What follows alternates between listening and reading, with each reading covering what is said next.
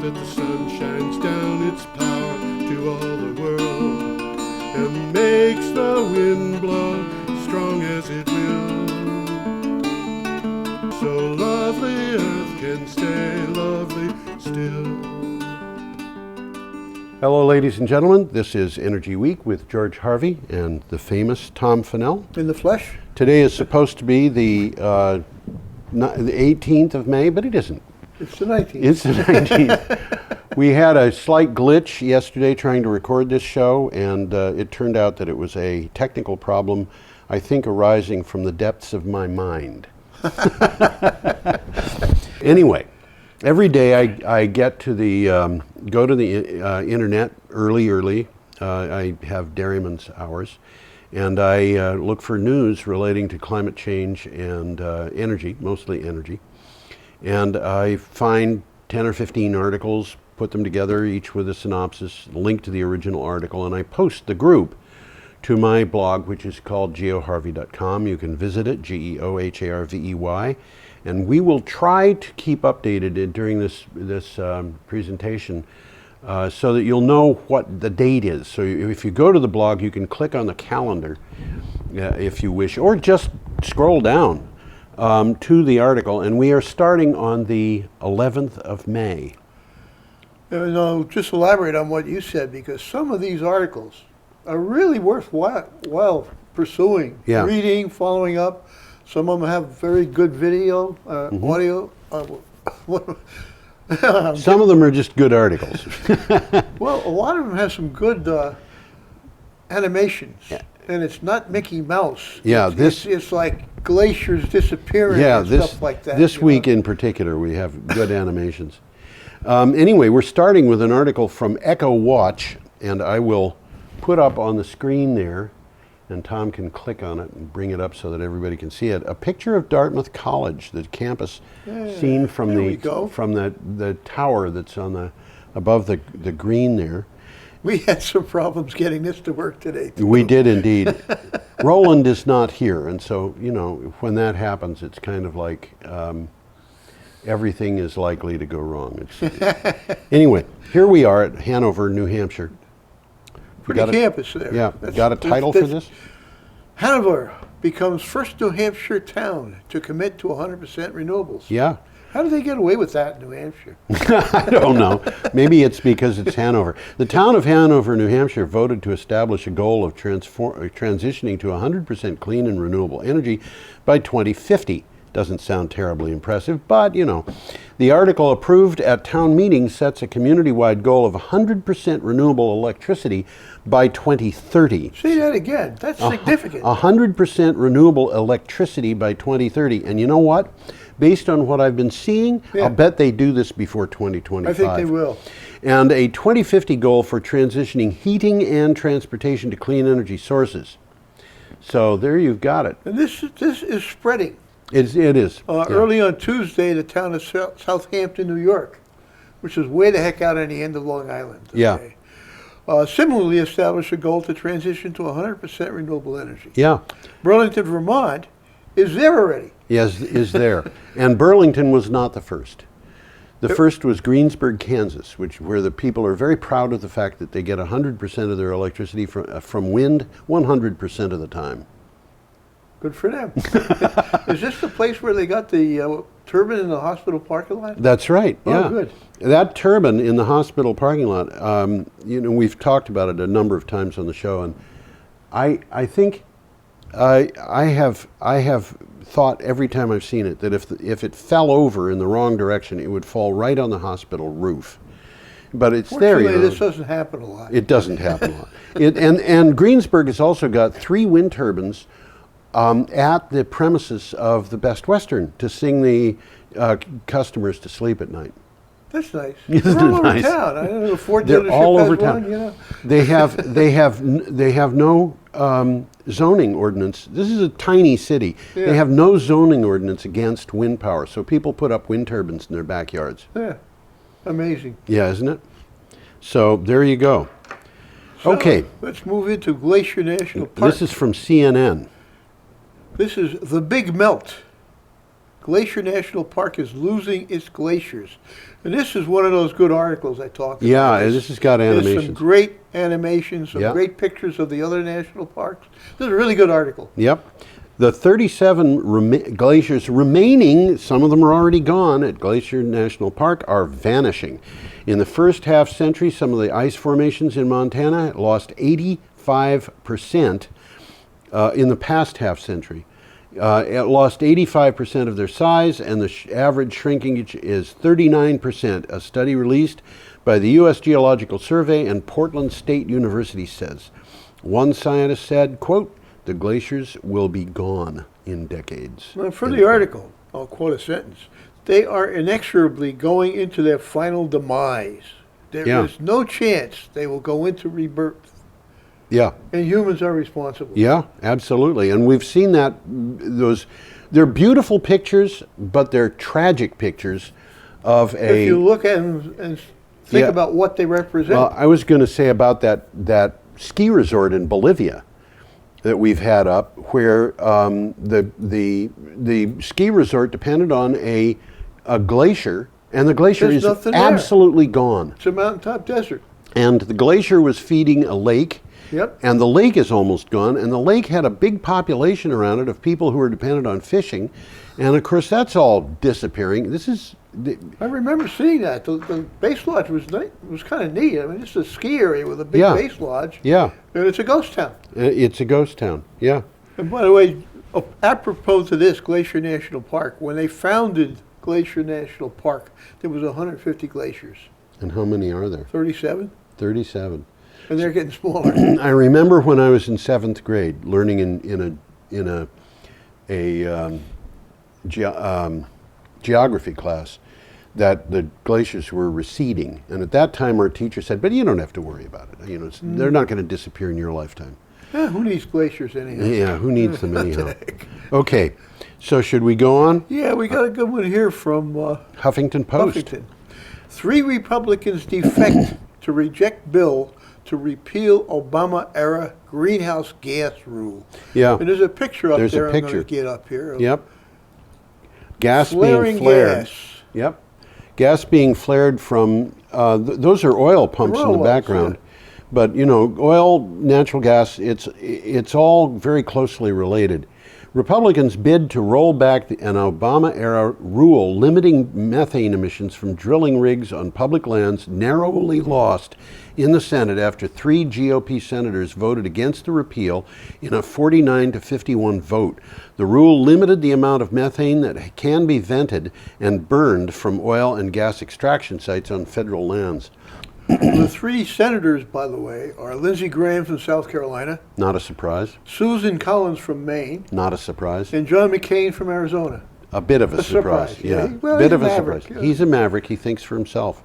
And all of this may be for nothing because the Interior Department says it will scrap the regulation anyway.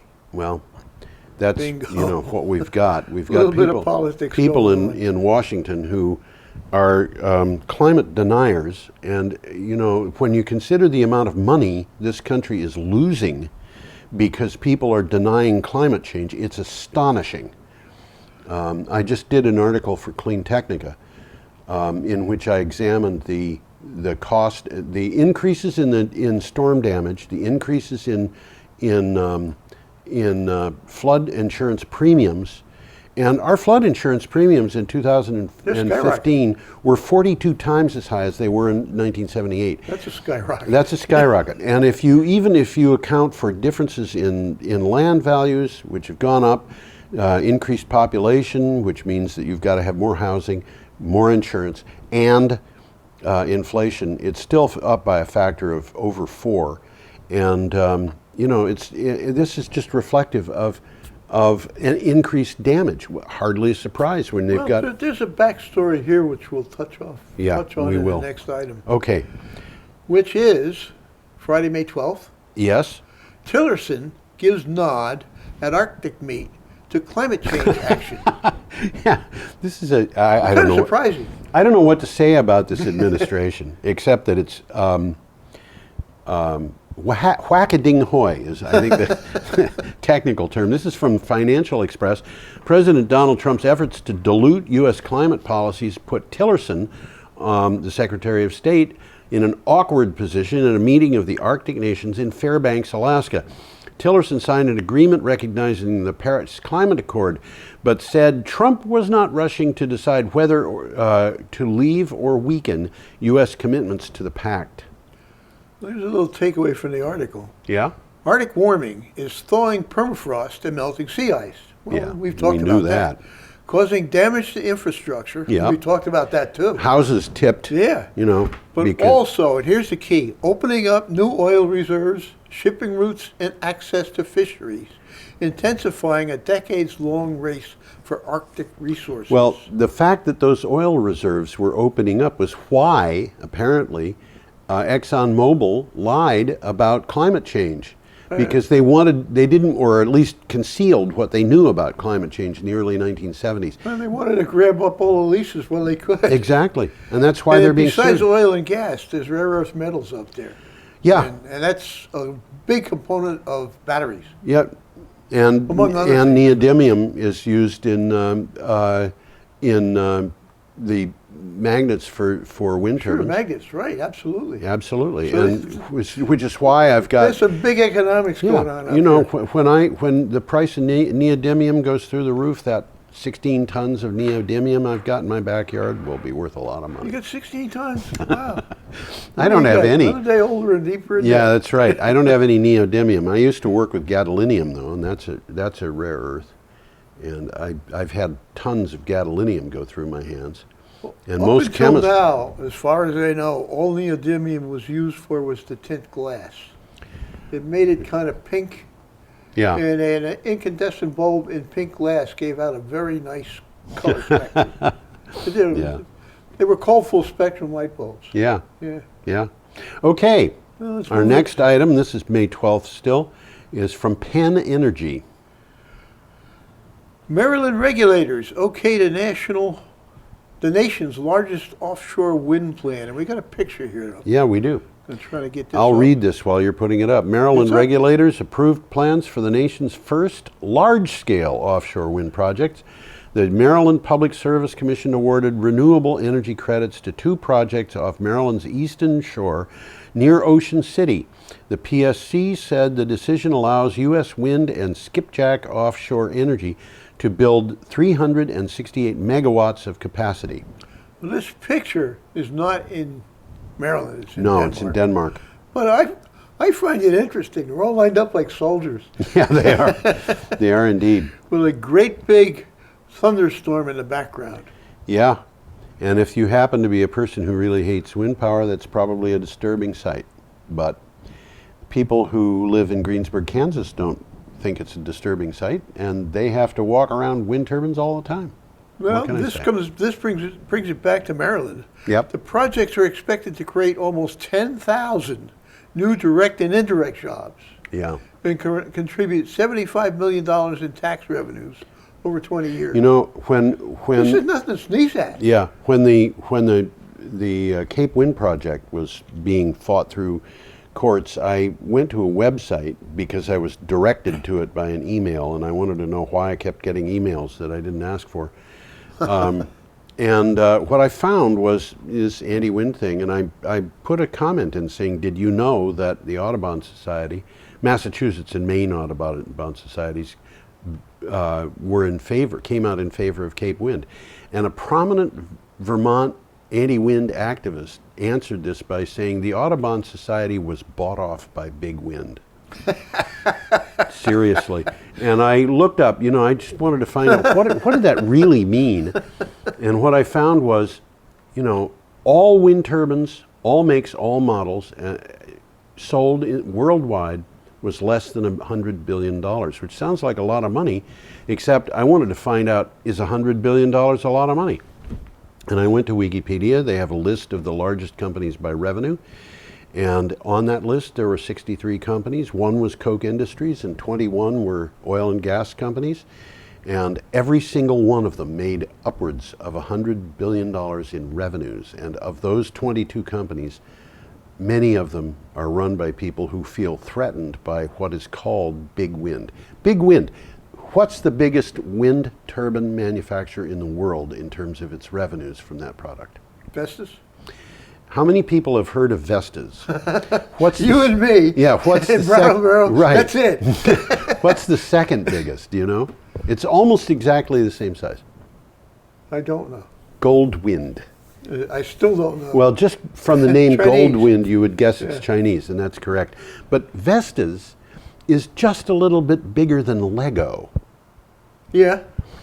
Which is pretty big. Lego's pretty big, but Big Wind is just a little bit bigger than Big Toys, maybe. You know. Anyway, we should probably move Let's on. move along. Our next item is from Yahoo News.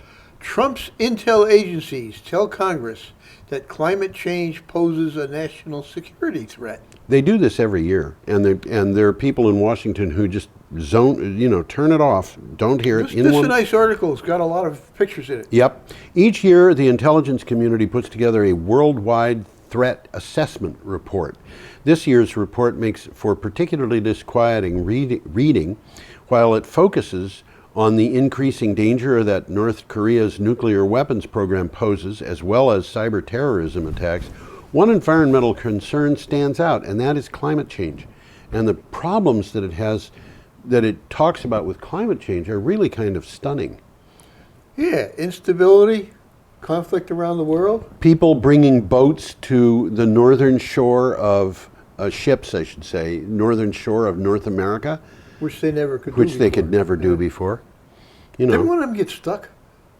oh, there have been a lot of ships that have got I'm stuck. talking up on about the an river. excursion ship. I don't know. Yeah, I don't recently know. one. It might have been. Yeah, I remember when I was much younger, and this would have been probably in the 1970s. They had an oil tanker, which was fitted out to be an icebreaker, Yeah, and they right. attempted to run that through the Northwest Passage, and they actually did it. They actually ran that tanker through the Northwest Passage, but it turned out they couldn't carry the oil. And I think it was because they couldn't get some organization to sign off on running a tanker full of oil through the Arctic Ocean. Okay. But So they did it just for show. they did it for show, and they brought back with them from the Arctic a liter of oil in a jar. But that's as far as they got. So this is a good article, and there's a film there. It's called 2016 was the Earth's warmest year on record, continuing a 3-year streak. And it's got some of those animations we talked about, and it ends up with a levitating light bulb. And it is a light bulb, and it does levitate. Yeah. Amazing. Okay, we are up to Saturday, May 13th, and we have an Okay, we item got a from the picture Irish here. News. Yeah, let's get this picture up. It's kind of a nice picture. It's a nice picture. The need to adapt to climate change. The Casual Gardener, Adapt Your Garden for a Changing Climate. That's the title, a subtitle, I guess, of the article. According to the RHS's Gardening in the Changing Climate report, the lush green, quintessentially British lawn could become a thing of the past. It also warns that pests and diseases not yet established in some areas could become commonplace. This is from the Irish News. We're seeing this in Vermont. Oh yeah, We're seeing it Oh, everywhere, definitely. really. It's happening everywhere. If you have had Lyme disease, you can thank climate change. Didn't exist a generation ago. When I was a kid, there were no, I lived 7 miles from Brattleboro. Yeah. There were no ticks. Yeah. And when my kids were kids young on that same property, they started seeing dog ticks. But what's happened is the ticks survive the winter more easily. We've got longer periods of time for mice to run around. Mice are big tick carriers. The ticks that carry Lyme disease are more commonplace. People go out more and people get Lyme disease. Lyme disease, by the way, was first identified in medical science before the American Revolution. Was it really? Yep. I thought it was relatively new. On the island of Lewis. Where's that? It's That's in the Scotland, Hebrides. isn't it? Yeah. It's in the Hebrides. It's Yeah. the island that Donald Trump's mother came from. No kidding. Maybe she brought Lyme disease. That's a conspiracy theory. It's a conspiracy theory. I don't believe it at all. But, you know, what? Okay, should we go on, or do you have more about that? There's a little bit there, but it's obvious, you know. Okay. There is an upside. They may enjoy a longer growing season. Yeah, well, you know, I lived in Devon, which is in the southwest of England. And the people in Cornwall, who the English say is the southwesternmost county, will say that Devon is the most southwestern county because Cornwall isn't part of England. Not England. But nevertheless, we had bamboo growing in our yard, and there was a church that was not very far from where we lived that had a palm tree in its. Yeah, Southern England's got palm trees. Southern Ireland's got palm trees. Yeah, it's a much milder climate. At least it will be as long as they have a Gulf Stream, and that may not last very much longer. That's right. Okay, our next item is from Scroll.in. Private firms are jumping on renewable energy bandwagon as tariffs tumble. Yeah, the Indian solar power tariffs dropped to a new low of 2.44 rupees per unit, which is 3.5 cents per kilowatt hour. 3.8, did I say 3.5? 3.8, yep. Yeah, it's 3.8. In an auction for the 500 megawatt Bhadla solar power park in Rajasthan, ACME Solar Holdings, ACME, won the bid at 2.44 rupees per unit for 200 megawatts, but SoftBank Energy, quoting 2.45 rupees per unit, won the remaining 300 megawatts. 2 days ago, the lowest bid was at 2.62 rupees per unit. Now, these are prices that are, Indian prices are similar to what you get in the United States typically. Well, these are tariffs. It's like the wholesale price of power, right? Right. So this is what the utility would pay for power from these sources. I believe that's correct, yes. And they're in free fall. They're in free fall. Well, the free fall is going to stop. It has to. Because these companies, you know, you sit back and you wonder, how are they going to do that and make money? They're in this to make money, but they want to win those bids. Yeah. So we'll see where that goes. So it's a tightrope walk, isn't it? It is indeed, but you know, this is 3.8 cents per kilowatt hour. What was the price that it came to in Dubai? It was 2.95 or something. It's just under 3 cents. Yeah, and it's like they're talking about prices going down to 2 cents per kilowatt hour in that part of the world. So we'll see what happens. It is. 10 years ago, I don't think anybody would have predicted that. Yeah, well, if you want to be known as a prophet, the thing to do is to predict things like that, even if you don't believe they're going to be true, because people will remember the ones that you get right, but they forget the ones you get wrong. Anyway. Well, India is building a lot of wind farms. Yes. And solar. And They're solar. really trying to bring India into the 21st century. They're skipping the 20th century entirely. Yep. And, you know, one of the things that was in the news today was a 4,000 megawatt coal plant, which had been on order. 4,000 megawatt. This is what they call a giga. It's called an ultra huge plant or something like that. And they just canceled it. Yeah. And the reason is because they're going to be able to get their power so much cheaper and so much cleaner from renewable Yankee energy. was about a half a gigawatt, wasn't it? Yankee was originally designed to be just a little over half a gigawatt. Yeah, so this is 8 times the size of This Yankee. is 8 times the size of Yankee. Wow. Yeah. Okay. Our next item is from Hellenic Shipping News Worldwide. It's amazing the amount of material that I get out of that one organization. Yeah, you mentioned that. That's interesting. They keep their finger on the pulse, I guess. Well, my own feeling is they probably report this stuff because it has an impact on shipping. You know? Clearly it does. It does. Yeah.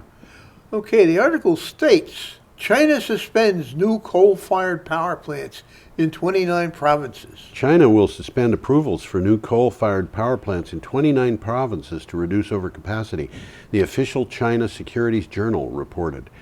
The National Energy Administration put as many as 25 provinces on red alert, meaning that new projects would create severe overcapacity or environmental risks. I think China has 32 provinces, so this is almost all of China. almost all of it. And I don't know, maybe the other three China provinces had already been told this. Well, Tibet was exempt from this. They didn't have a problem with They're not interested in building anything in Tibet. Why would they do that? The only people in Tibet, well, it's not They're true. Tibetans. They're not interested in heating Tibetan. I'm being mean. I shouldn't do that. Yeah. Okay. So we are up to May 14th. Sunday, May 14th. Sunday, Already. May 14th. Time flies. May Nice 14th. image here. I'm going to try and get it up. Yeah. There you go. This is a rooftop in Tucson. In Tucson, that's right. Very few people pronounce that name correctly. They always say Tucson. I've never figured it out. This is from the Arizona Daily Star. Tucson Electric Power proposes higher charges, fewer credits for future solar customers. Now they're going against the tide here. Yeah, they are. Last December, after years of legal wrangling, the Arizona Corporation Commission set a new solar policy phasing out net metering. Now, Tucson Electric Power Company proposed a rate structure for future customers with PVs that would cut credits for excess solar production and mandate time of use rates with new monthly charges. They're charging more money if you have solar on the roof. Yeah, that's neat, isn't it? Isn't it? Yeah. I'm glad we live in Vermont. We got Green Mountain Power there. Well, we've got our own problems in Vermont, but Green Mountain Power is... Not one of them. Yeah, I would say that that's true. Green Mountain Power is not one of them. Mary Powell, who's the CEO of Green Mountain Power, has said that her job is to come up with a new business plan. And clearly, the people at Green Mountain Power see that the situation is changing, and this old utility business plan that they've been using for years and years and years. It worked fine for the 20th century. Yeah. But we're not in the 20th century And it was anymore. designed in like, what, 1930, 1920? Probably in 1890s when it was designed. Well, it was... but it was implemented in the 30s. It's Yeah. exactly when it was implemented. The house that I lived in New Hampshire Yeah. got its power several years after my grandparents bought it. Didn't And even have power. It didn't have power when they got it. Yeah. And it was off-grid. Everything that... I think when that house was built, probably all of its power came from local sources. It was heated with wood. It was lighted with Kerosene. Well, it might have been kerosene, but it was built in the 1840s. They might have lighted it with candles, and the candles could have come from local tallow, for all I know. I don't know how they got that. But I'm sure it was not lighted with whale oil, even though it was in an age when whale oil was the best stuff you could get for lighting, because it was too expensive. Well, we had a summer home in the Catskills that didn't have power in the beginning, and we used oil lamps. We Yep. called them oil lamps. Well, we had oil lamps when I was a kid. They had electricity had been put in 20 years earlier, 25 years earlier, but the sconces, every bedroom had two sconces with oil lamps on them, and every dresser had a doily on the top with a big bowl and a pitcher for the water that you could use for washing your hands and stuff like that when you got up in the morning. Sounds like an old movie, huh? It does. And the chemical toilet was still there. We had one of them. It was no longer in use. We actually had plumbing. And We did. times We had had a changed. stinky chemical toilet. Well, the plumbing, one of the things about that place was the plumbing came from a spring that was 180 feet higher.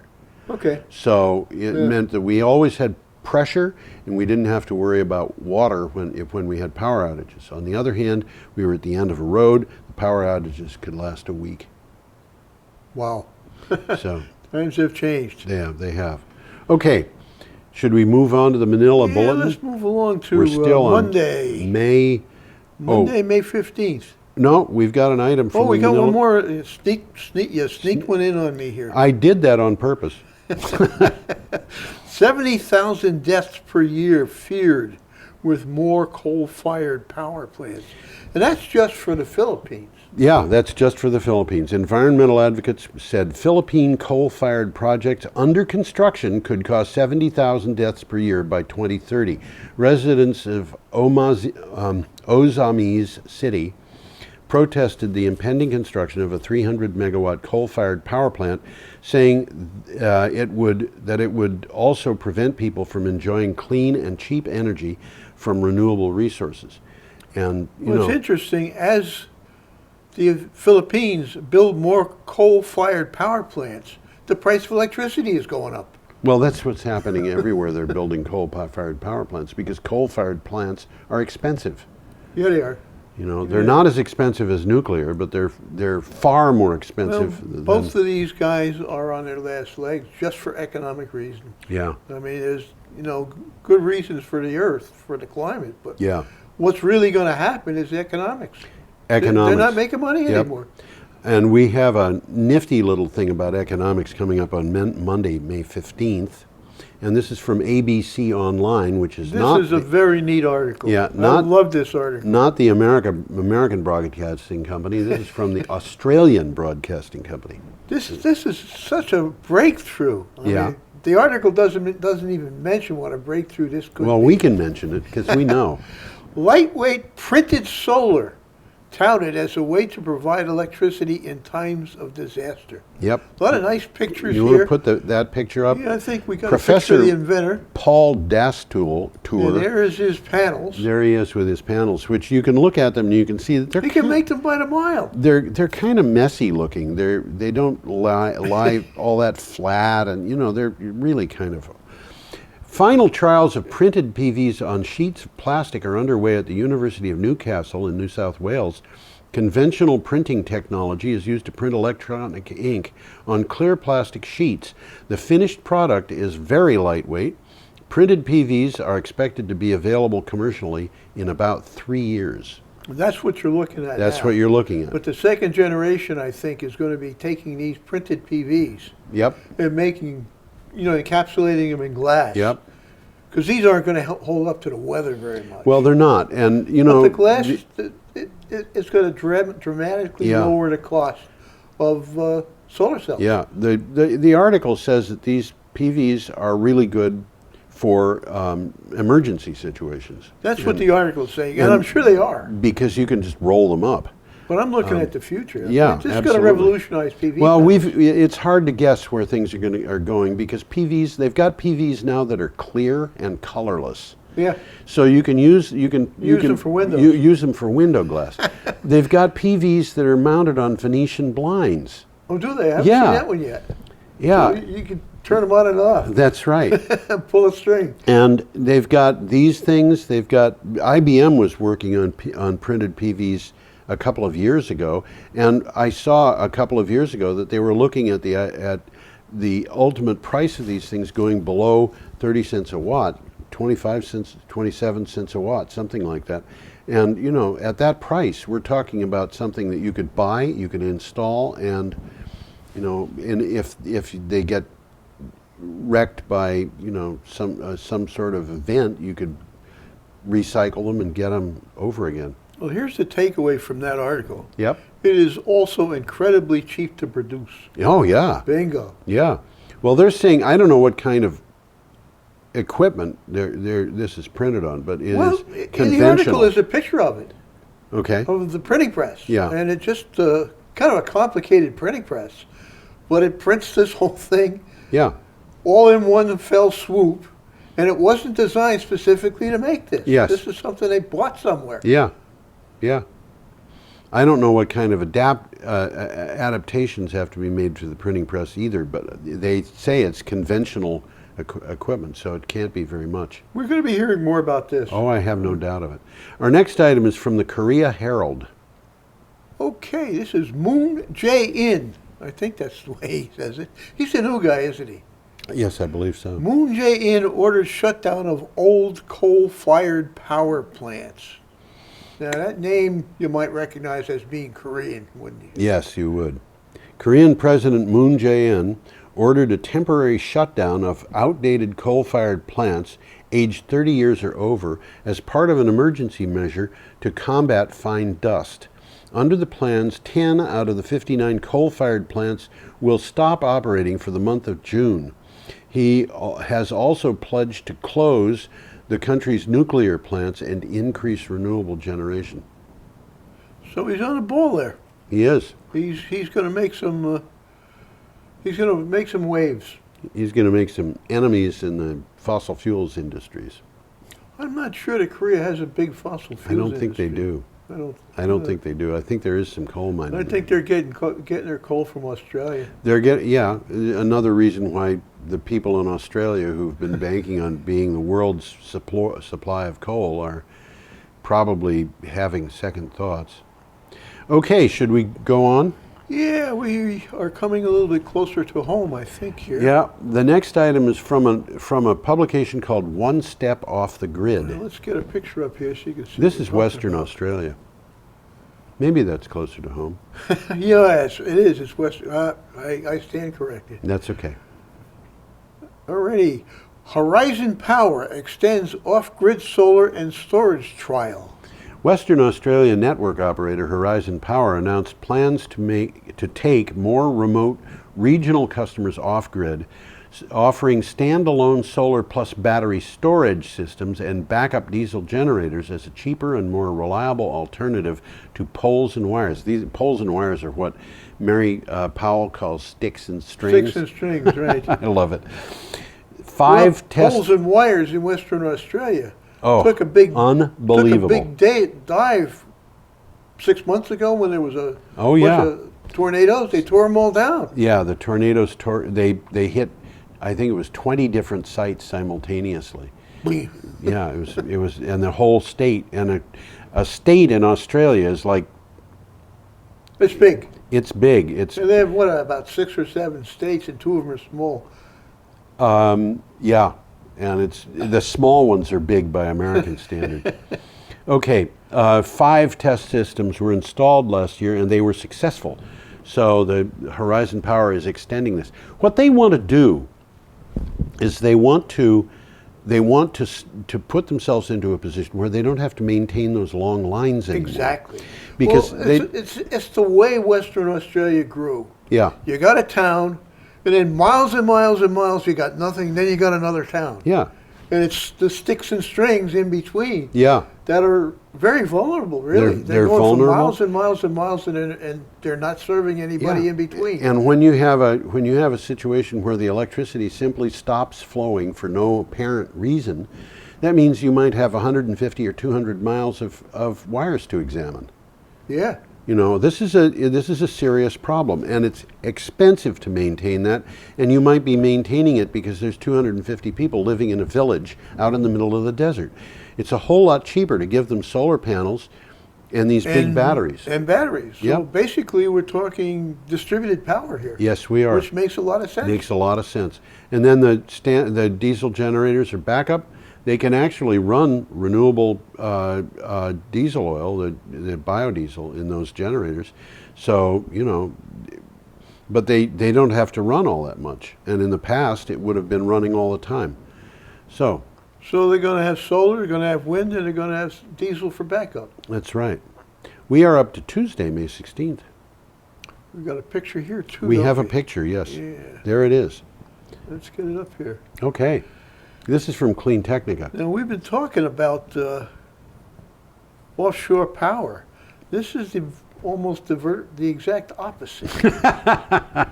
Oil platforms as part of large-scale North Sea renewable energy generation. That's what we're looking at here. Yeah. Over 1,400 oil and gas platforms in the North Sea might eventually be used to fight the problem they helped create: unsustainable energy generation. Both fossil fuels and renewable companies are working on a system design that could make the platforms part of an energy revolution as hydrogen production and storage facilities. Now, what that means is you could have these things sitting out in the middle of the ocean, and you could have wind turbines around them supplying them with power, and they could be generating hydrogen, which is then... Well, what they're talking about here is these things have been there for a long time. Mm-hmm. They're pumping out oil. Yeah. They're running out of oil. Yeah. So these things are going to be obsolete soon. Yeah. And they got to pay to take them down. Yeah. And so they now don't they're have... saying, hey, don't take them down. Yeah. Let's generate hydrogen, pump it back down into the oil fields we were taking the oil out of. Right? That's where they're going to store the hydrogen. I didn't catch that. Well, they didn't really say it, but it's logical. Well, I don't know. Where else are they going to store it? Great big balloons? In a big tank. I don't know.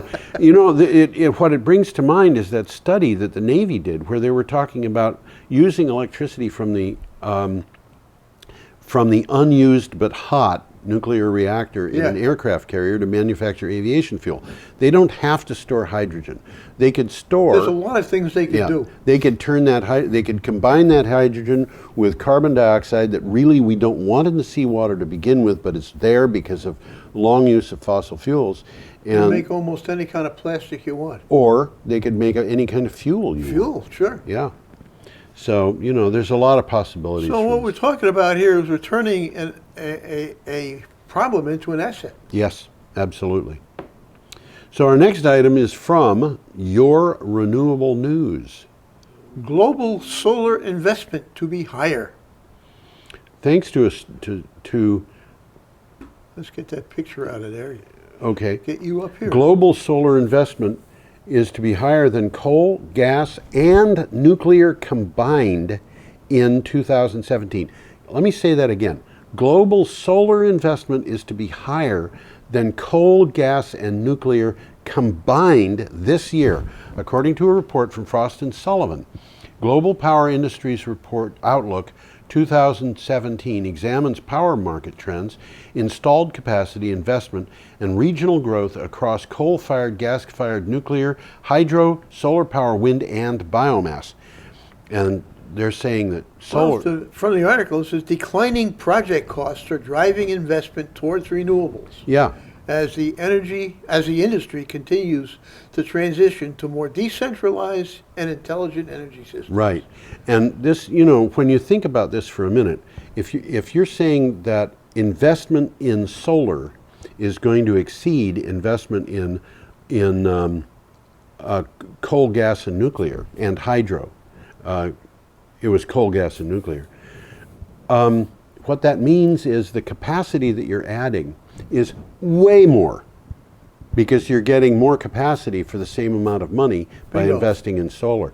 And as I say that, it would be interesting to think about doing capacity factors for these various things relative to the investment that's required to put them up. Mm-hmm. Because the investment costs for solar and nuclear are hugely different. And they're so different that the cost of electricity from solar is way below the cost of electricity from nuclear. Mm-hmm. And so it would be interesting to see how those compare in terms of not efficient use of capacity, but efficient use of money. Money talks. Money talks. Economics is going to determine all of this. Yes. Yes, indeed. Okay, we're back to India. Yeah, I got another nice picture here coming up. Yeah. Let's get it. And this is from Live Mint, which is a Indian financial publisher, isn't it? I don't know. I never heard of Live Mint, so I don't know. Oh, okay. Well, in any case, India, China surpass U.S. as most attractive renewables markets. Talking about the investors again. Yeah, making America great again. Thanks to a strong government support, India has moved up to second spot in the Renewable Energy Country Attractiveness Index 2017, according to a report released by Ernst & Young. The report released globally stated that China and India have surpassed the United States, which has fallen to third place on Trump administration policy. People don't want to invest in the United States because the Trump administration is making America great again. Well, from the article here, this says it all. It identified the U.S. government's executive orders to roll back many of the past administration's climate change policies, revive the U.S. coal industry, and review the U.S. power plan as key downward pressures on renewable investment attractiveness. Yes. Yeah. I couldn't have said it better. Isn't that what you said? Okay. Well, do you have more on that, or should we move on? There's another sentence here. Economically viable renewable energy alternatives, coupled with security of supply concerns, are encouraging more countries to support a clean energy future. There you go. And we're talking about countries that we never even heard of before in this context. Kazakhstan, Panama, Dominican Republic. Yeah, yeah. You know, it's funny because one of the things that I can do at my blog is see where people get on from. And I recently, just for the sake of knowing, counted the countries that had where there had been people who had visited. And some of them were very surprising. Like? Cambodia, Albania, Albania. Kazakhstan? Nobody from Kazakhstan yet. I think I've had people from Kazakhstan. You know, by the way, I got a picture of the downtown of Kazakhstan. Yeah. It's probably the most modern city in the world. It's amazing. I haven't had anybody from North Korea. Yeah. I have. They'd probably go to jail if they looked at you. Yeah, I've had every country in Southeast Asia. I've had Laos and Cambodia, Vietnam. I have not had anybody from Syria or Iran or Tajikistan or Kyrgyzia or Kyrgyzia. Okay. I think I have had people from Uzbekistan. I'm not sure about that. I might be getting that wrong. I haven't had anybody from Suriname or British, what is it? Guyana? British Guiana. I haven't had anybody from Cuba. And I haven't had anybody from, I think, Costa Rica and Belize. But, you know, and nobody from Greenland. I'd love to have somebody from Greenland. Anyway, let's move on. We're up to Wednesday, May 17th, and we're back to Vermont with Clean Technica. And that's a picture from Vermont. That actually is a picture from Vermont, and you'll see there is a Tesla Powerwall battery in the lower left corner of that picture. Just noticed that, huh? Yeah. Wonder how come that well, it was an accident. The picture was actually a picture that the architect put together of that building with the mountains in the background, and it just happened the solar panels on the roof and the Tesla Powerwall were there. I'm a terrible liar, but you know, there it is. Well, the article states that Tesla plus Green Mountain Power offer Tesla Powerwall for $15 a month. How can they do it? Well, there's, you know, this is interesting, but it says something. It really does. And, you know, if you do the calculation, well, we'll get into that. Let me read this first. Tesla and Vermont's Green Mountain Power are offering GMP customers a Powerwall battery for $15 a month for 10 years, or a one-time charge of $1,500. The normal price of a 10 kilowatt hour Powerwall with built-in inverter is $5,500 plus installation. The batteries will provide backup power to customers and balancing to the grid. Now, they've got an ulterior motive here. They do. But, you know, knowing their ulterior motive, I went to my landlady and I said, we should get one of these into this building. You should have it or I should have it. I'll pay for it. Because it means that we'd have backup power if when the grid goes down, because it does every once in a while. Yeah. And the deal here is, if you think about it, you know, the disruptive price for batteries that I've read about is $250 per kilowatt hour. This is a 10 kilowatt hour system for $1,500, which is $150 per kilowatt hour. That is disruptive. And if anybody's really, you know, saying, what, $150 per kilowatt hour? This is not the electricity. This is the equipment that you need to store the electricity, and you can charge and discharge. So it sounds like it's the same thing, but it's not. Yeah, it's the same unit, but it means something very different. You can charge this and discharge it probably about 5,000 times. So you take that $150 and you $150 per kilowatt hour, and you divide it by 5,000, and that'll give you the price per kilowatt hour of electricity. Mm-hmm. And that's not big. You know, what is it, a third of a cent? When you have that kind of price and solar power, you're talking about something which really is disruptive, because it provides power that's cheaper than natural gas. What does Green Mountain Power get out of this? They're actually losing money on every one of these. It's Yankee ingenuity, you know. You lose money on every one, but you make money on the like I said, numbers. they got an ulterior motive. They do. In order to get that price, you have to agree to let them take power from your battery if they need it. Subject to your approval pre-approval. Well, that's how you get the price, is by approving. And I mean, you can buy these things and say, I'm not going to approve of that. And they'll say, okay, instead of $1,500, it'll be $5,500 plus installation. But they're not going to take it away from you in the middle of the day. They will take it away from you when the price of power is high, and they will recharge the battery when the price of power is low. At no cost to you. And no cost to you. So it gives them the ability to stabilize the wholesale price that they're paying, and because of that, they can save a lot of money by allowing people to have these units. So this is actually a pretty bright idea. It's a pretty bright idea. What it gives the homeowner or the you know the I guess small businesses have this available. I'm not sure, but I believe they do. They have some sort of a program Yeah. for business. I'm sure. What it means is that for $15 a month, if the grid goes down, you keep going. Yeah. And it's good for, depending upon how frugal you are with your electricity, it could be good for 10 hours or it could be good for 4 days, you know. Well, you can keep your refrigerator and freezer on so the food isn't spoiling. That's right. You may be using candles in the living room. Well, you're probably better off. You're certainly going to have TV. You got to have TV. Yeah, right.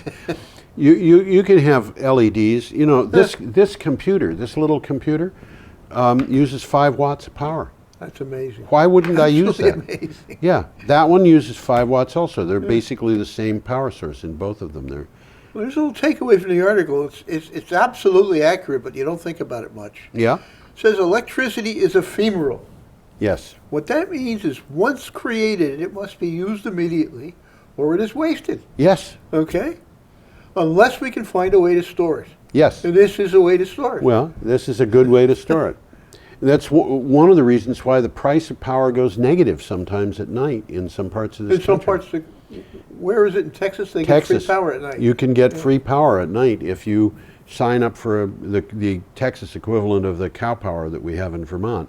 From 9 p.m. until 6 a.m., power is free. I don't know that program is still running, but I know that it was a year or two ago. The Green Mountain's plan here is to link thousands of these things together. Yeah. To provide a giant battery for them, for their use. And what I did when I found out this was happening, the day after I found out, I called them up in the morning and said, I want to get one of these. Yeah. Because I had talked to Tori, and they said, told me, you know, as I was making the call, they have 2,000 of them available. They had already had 600 of them spoken for in 24 hours. In 24 hours. Yeah.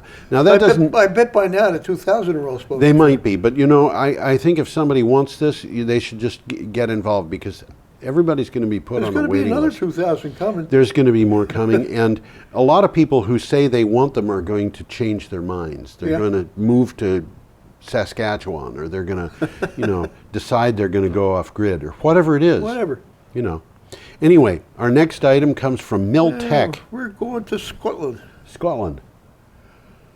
Court overturns block on Fourth and Tay offshore wind farms. Yep. And just in case you don't know what Fourth and Tay are, if you can imagine a map of Scotland. Yep. On the eastern side of Scotland, or the northeast of Scotland, there's 2 big mouths. Yep. One of them is the Firth of Forth. Yep. And the other one is the Firth of Tay. Yep. And Firth means fjord. Yeah. But these are big bays. Yeah, really. that's actually, you know, it's an English word, firth, which is the equivalent of fjord, which is also an English word. They both come from the same source, from Norway. Yeah. But in Scotland it comes out as firth, and in England it comes out as fjord. 8-Minute Energy Renewables, the largest independent solar power development. We're on a I'm in the wrong skipped place. one. I skipped one. I skipped one. You skipped one. Well, let's read that and we'll go back. We have a nice picture there. Why don't you put that picture up? Yeah. Yeah, I'm sorry about that. This is from the Scotsman. Why should I be sorry about it? You No, did it. I already read the title. I skipped Not one. a problem. I'll read it Scotland's again. most senior judge reversed a decision to halt construction of 4 giant offshore wind farms in the Forth and Tay, which would power 1.4 million homes and create thousands of jobs. Construction of the £2 billion, 450 megawatt this is Scottish. Nartnagiha. If it were Welsh, I could pronounce it. It's not. Nartnagiha, and it means strength in wind. There you go. Scheme, the Nartnagiha Nartnagiha. scheme in the outer Forth estuary may soon begin, as it is already fully funded. Now, what had That's a happened pretty here? picture there, It is, isn't it? Yeah. What had happened here was the Royal Society for Protection of Birds and other groups had gone to the Scottish courts and said, you can't build here because there's a couple of different species of birds that will be threatened by these wind farms. And the wind farms were stopped as a result of that. I think that happened last summer, that they finally got the wind farms stopped. And that was one of their big successes. I want to point out the Royal Society for Protection of Birds is not anti-wind. They got a wind turbine of their own. They have their own wind turbine at their headquarters, and they are very much concerned about the fact, they published a thing saying that 73% of the seabird populations had been eliminated as a result of various kinds of pollution and climate change and so forth over a 60-year period. They're very concerned about our use of fossil fuels, about climate change and so forth. But they were against these particular wind projects because they said that they thought that they could have an adverse effect on a couple of species that were endangered. It may be because they're in estuaries rather than out in the ocean, because these things are all over the They're all sea. over, and I think it is because they're in estuaries. You figure if a bird More birds. you're going to have more birds. They're going to be flying from one shore to the other. Of course, these wind turbines, you don't get the sense of how tall they are from a picture like that picture. Let's get that picture up again. Those wind turbines they might be 400 feet tall. That's Probably, or at least 40-story building. And the birds typically fly under them, or they fly both under and between them, which is one of the things that we've seen in studies where they've actually got radar that's so sensitive that it can pick up individual birds in flight. And they've tracked them going through these wind farms. And they're not particularly most species. There are a few species of which this is not true. But a lot of species are not particularly interested in being close to a wind turbine.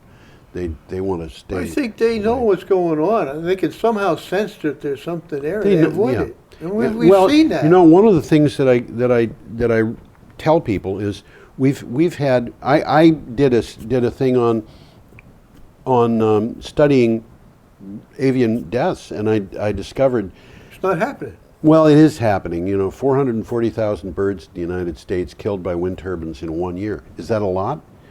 Well, it's one every 73 seconds. I tried to figure out how do they know this, and what I found was that at one site, 5,000 birds were killed in 48 hours. Huh? Yeah, but there were 7 generators, 1 nuclear, 6 coal. No wind turbines. That's why. Oh, they were flying into the cooling towers. Yeah, they were. We have got about 1 minute to talk about this thing from Miltech, which is the 8-minute energy thing. Oh, yeah, this is the last one. Yeah, we're going to make this. Skipped. The one we skipped. 8-minute Energy, which is the name of a company, expands into energy storage market with 1 gigawatt project pipeline.